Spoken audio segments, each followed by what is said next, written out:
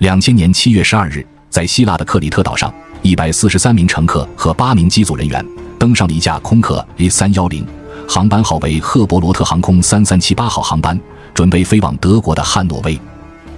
当地时间上午11点前不久，3378号航班从哈尼亚机场的登机口推出。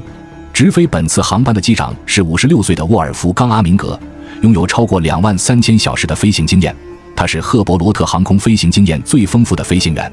根据事故调查报告的说法，副驾驶被称为托恩斯滕·奥雷，是公司新进的飞行员，在空客 A310 机型上的飞行时数只有几百小时。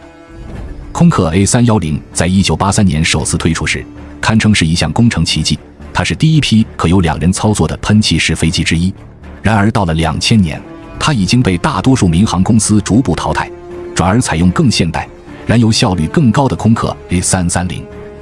当地时间上午11点刚过，飞行员将飞机驶入跑道，开始起飞滑跑。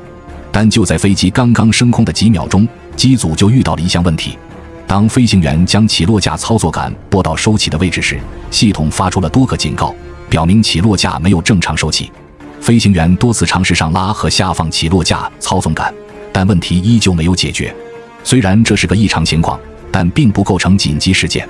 飞机在起落架放下的状态下依然可以安全飞行，但起落架放下时会造成巨大的空气阻力。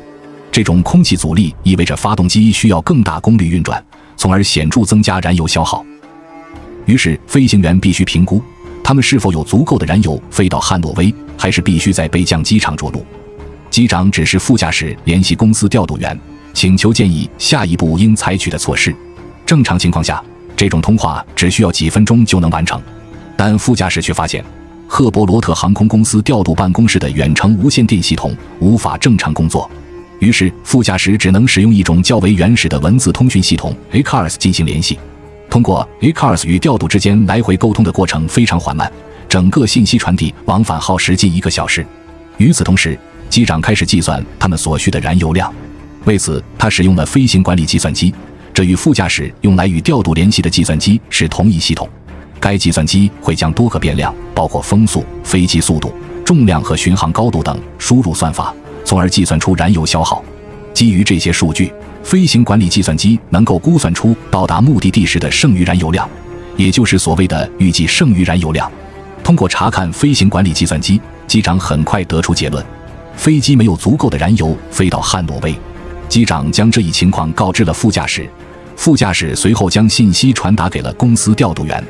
调度员建议他们尝试改降德国南部的斯图加特，但机组认为斯图加特的距离仍然过远，于是提出改降慕尼黑。这个提议得到了同意。调度员还表示，如果在某个时点慕尼黑也变得无法抵达，那么可以改飞奥地利的维也纳作为备选。赫伯罗特航空的3378号航班继续爬升，最终抵达巡航高度31000英尺。机组随后开始更详细的规划燃油消耗。副驾驶拿出飞行手册，翻到有关起落架放下情况下的延长飞行章节。该章节中有一张图表，提供了在不同纬度下起落架放下时的燃油消耗数据。图表中的数据最高只到27000英尺，但此时飞机已经飞到了31000英尺的高度。机长认为，图表之所以只到27000英尺，是因为它是用于飞行计划而非飞行中的计算。机长觉得更应该相信飞行管理计算机的数据，于是机组把手册收了起来。此时2个飞行员都还没意识到，他们所假设的飞行管理计算机能准确计算起落架放下时的燃油消耗这个前提是错误的。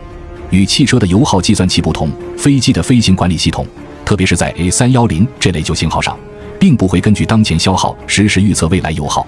相反，它使用一个算法来估算燃油使用，该算法考虑的是飞行高度、风向和风速等变量，从而预测在航线每个点，包括目的地的预计剩余燃油量。但关键在于，这个算法并不会考虑起落架是否放下，这意味着计算机根本不知道飞机当前的实际油耗高得离谱。计算机默认起落架是收起的，飞行状态是正常的，因此系统给出的预计剩余燃油量是严重失真的。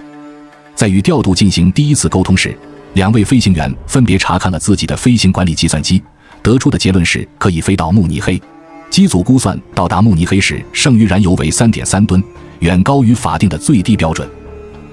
但在中午前不久，副驾驶执行了一次例行的燃油检查。副驾驶发现，在这一段飞行中，他们的燃油消耗比预期多了60%。